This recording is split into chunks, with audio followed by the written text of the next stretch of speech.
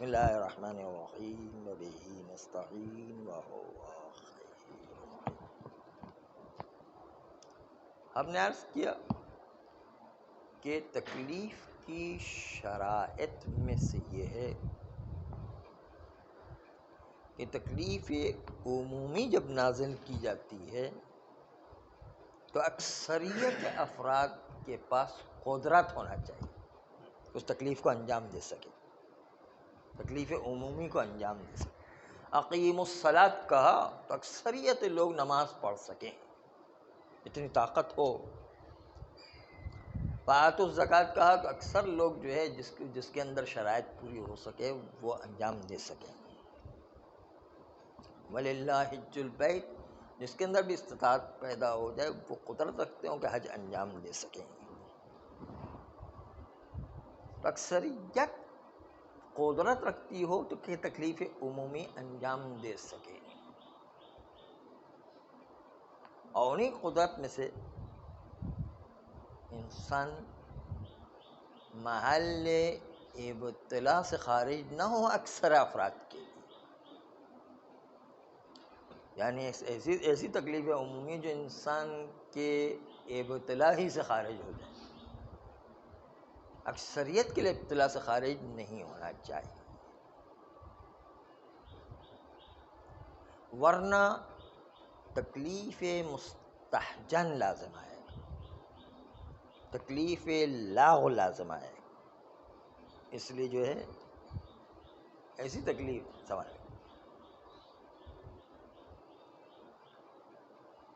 یہ عمومی تکلیف نازل کرنا یہ اس وقت کہ جب شرائط پوری ہوں تو ایک خطاب ہو اور مخاطبین متعدد ہوں تو کوئی حرج نہیں۔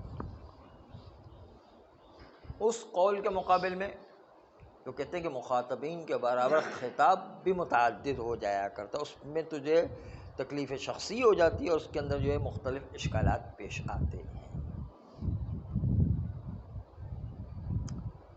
آقا خمینی نے ارشاد فرمایا کہ میرے نزدیک خطاب واحد عمومی آ سکتا ہے جبکہ مخاطبین متعدد افراد ہو۔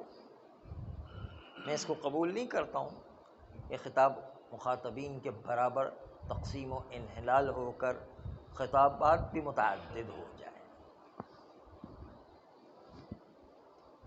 اب اس کو عرفی مثال کے ذریعے سے سمجھا رہے ہیں۔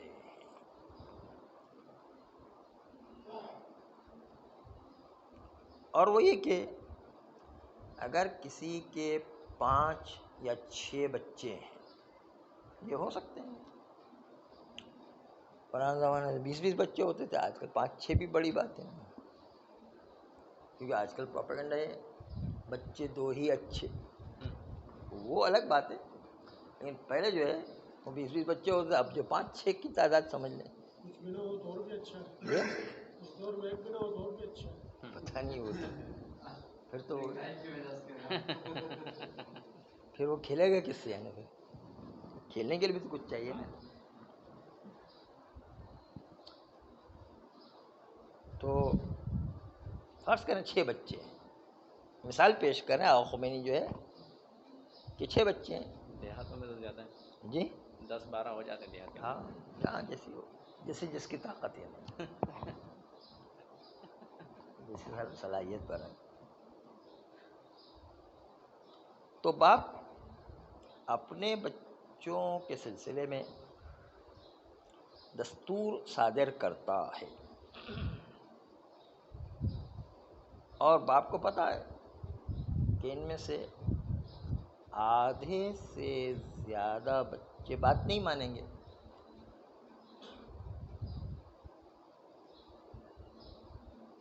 تو باپ یہ کہہ کر کہ چونکہ آدھے سے زیادہ بات نہیں مان رہے تو دستور دینے کا کوئی فائدہ نہیں ہے،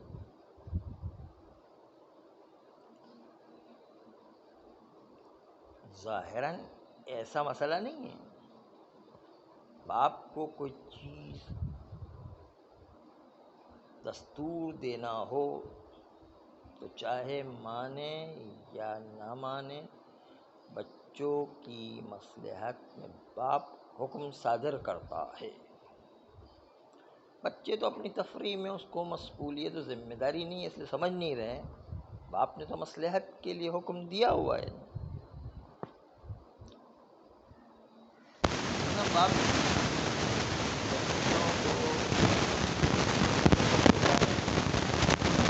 سب کو کم کم ڈاکٹر یا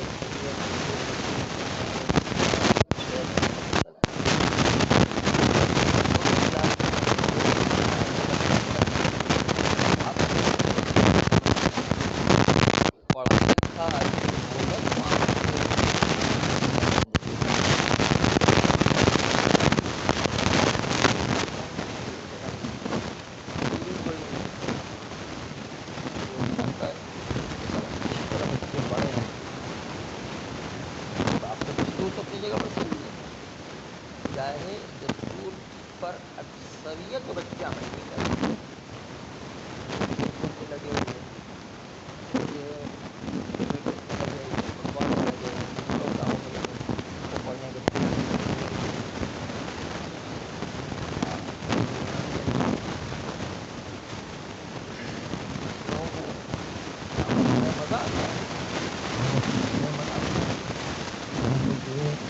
پڑھائی بڑی مشکل چیز ہے،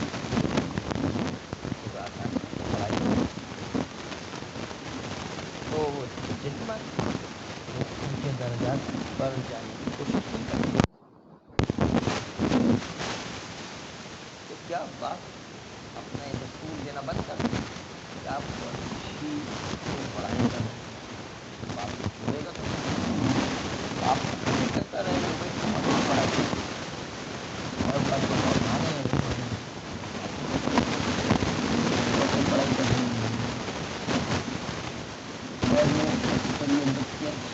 چار بچے مان لیے، 2 بچوں نے مان لیا کہ وہ ڈاکٹر بن گئے، کوئی بن گئے، اچھی کوئی پائلٹ بن گئے،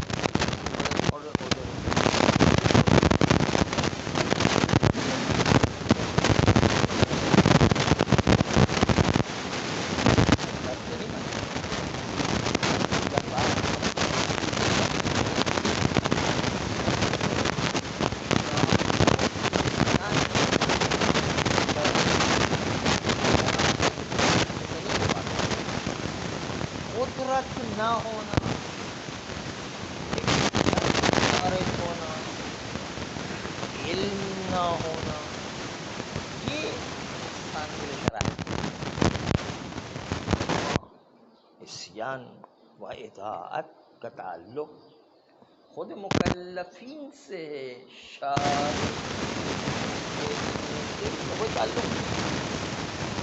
شارع جب دستور دے گا یہ مد نظر نہیں رکھتے بندے میری بات مانتے ہیں، بات نہیں مانتے، بات مانے نا، میں اللہ اپنا حکم جاری انسانوں کی مصلحت کو خود انسان سے زیادہ سمجھتا ہے کہ وہ خالق ہے اور ہر اس کی مصلحت کو جانتا ہے۔ بندے متعلق اس طرح باپ بچوں کی مصلحت کو جانتا ہے اور دستور دیتا ہے، اللہ بھی ہماری مصلحت کو ہم سے زیادہ جانتا ہے۔ دستور دیتا ہے کہ نماز پڑھو، خمس نکالو، زکوٰۃ نکالو، روزہ رکھو، یہ جو ہے اللہ ہماری مصلحت کو خود سمجھتا ہے وہ۔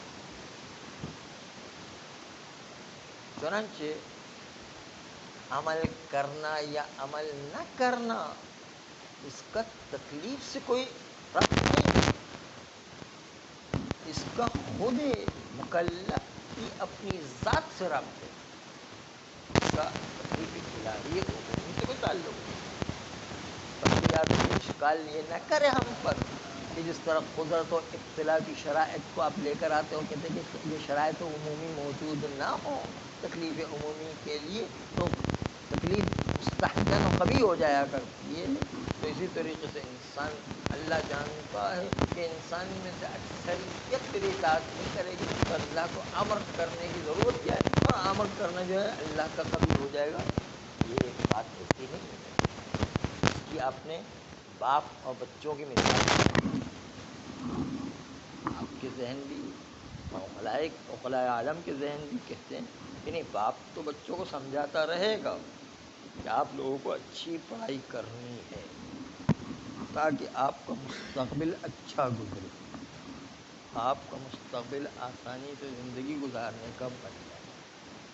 باپ سمجھاتا رہے گا، یا بیٹے مانے یا نہ مانے۔ جس طرح باپ بچوں کی مصلحت کو مد نظر رکھ کر ایک دستور دیا کرتا، جب بچے مانے یا نہ مانے، تو بچوں کا ماننا نہ مانا باپ کے دستور سے کوئی تعلق نہیں رکھتا ہے۔ ہاں البتہ بچے قدرت نہیں رکھتے، بچوں کے اطلاع سے خارج، تو پھر جو ہے باپ کا کہنا، باپ بچوں کو کہے کہ آسمان میں تمہیں تیرنا ہے، یہ بچوں کی قدرت سے باہر ہے۔ آسمان میں کیسے تیریں گے؟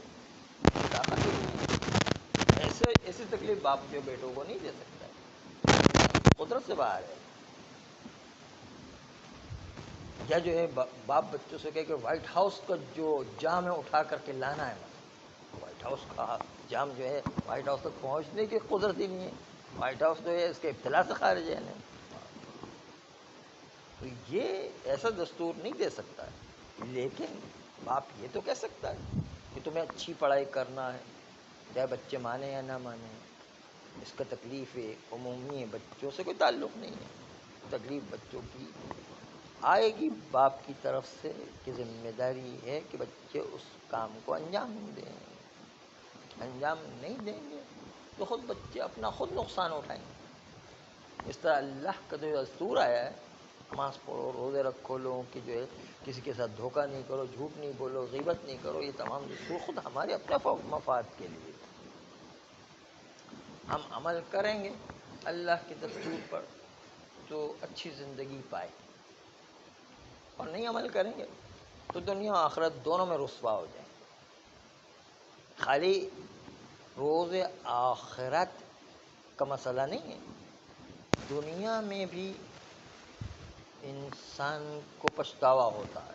جب انسان غلط کام انجام دیتا ہے تو معاشرہ خود انسان کو سدھارتا ہے، کیونکہ معاشرے میں پھر اتنی ٹھوکریں کھانا پڑتی ہیں کہ آدمی خود بخود سمجھ جاتا ہے کہ میں نے کتنی غلطی کی ہے۔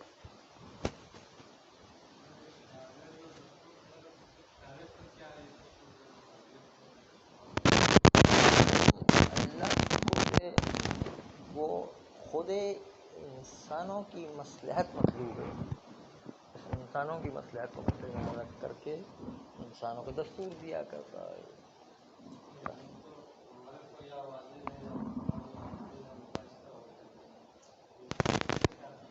اشارے کے لیے خالی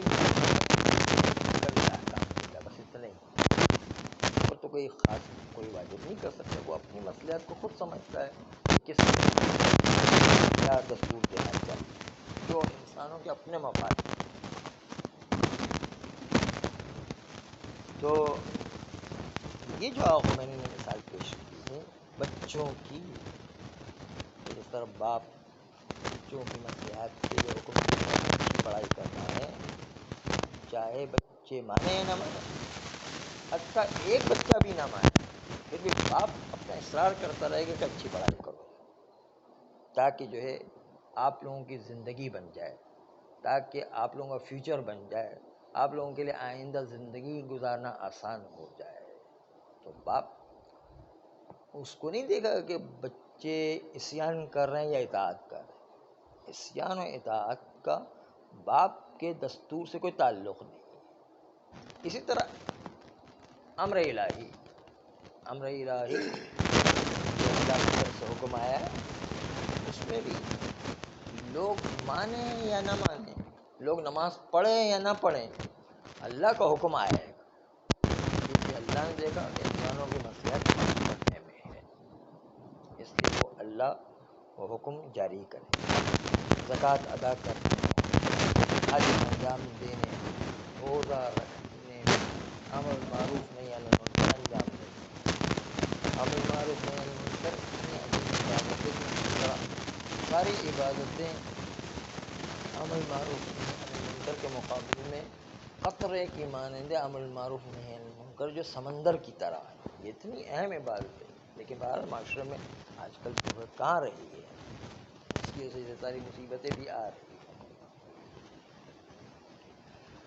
تو یہ تھی عرفی مثال کہ جس سے پتہ چلتا ہے اشارے کو پہلے سے پتہ بھی ہو کہ عوام اور لوگ میرے دستور پر عمل نہیں کریں گے، پھر بھی اشارے کے تکلیف کے صادر کرنے میں کوئی ممانعت نہیں ہے، جب یہ اشارے دیکھ بھی رہا ہے کہ عبد اختیار رکھتا ہے، اس معمور بھی اور نماز پڑھنے کا اختیار رکھتا ہے، مجبور نہیں ہے، اس کے باوجود نماز نہیں پڑھ رہا۔ نماز نہ پڑھنے سے اللہ نماز کا حکم کینسل نہیں کر دے گا، نماز کا حکم جاری رکھے گا اللہ، چاہے بندے پڑھے یا نماز نہ پڑھے، ہر صورت میں اللہ کا حکم جاری رہا کرتا ہے۔ اس کی وجہ یہی ہے کہ حکم الہی میں لوگوں کا عصیان و اطاعت کوئی دخالت نہیں رکھتا ہے۔ یہ قدرت کی شرط کی طرح، ابتلاء و عدم ابتلاء کی شرط کی طرح، علم و عدم علم کی شرط کی طرح نہیں ہے کہ جس کی وجہ سے آپ کہیں کہ تکلیف مستحجن لازم آتی ہے۔ اگر اکثریت افراد جو ہے اطاعت نہیں کریں اور مولا کو بھی معلوم ہے کہ اطاعت نہیں کریں گے تو تکلیف کیسے بھیج سکتا ہے؟ اس پر کوئی اشکال نہیں ہے، چاہے اطاعت کرے یا نہ کرے، مولا اپنی تکلیف بھیجے گا اور تکلیف مستحجن لازم نہیں آئے گی۔ صلی اللہ علیہ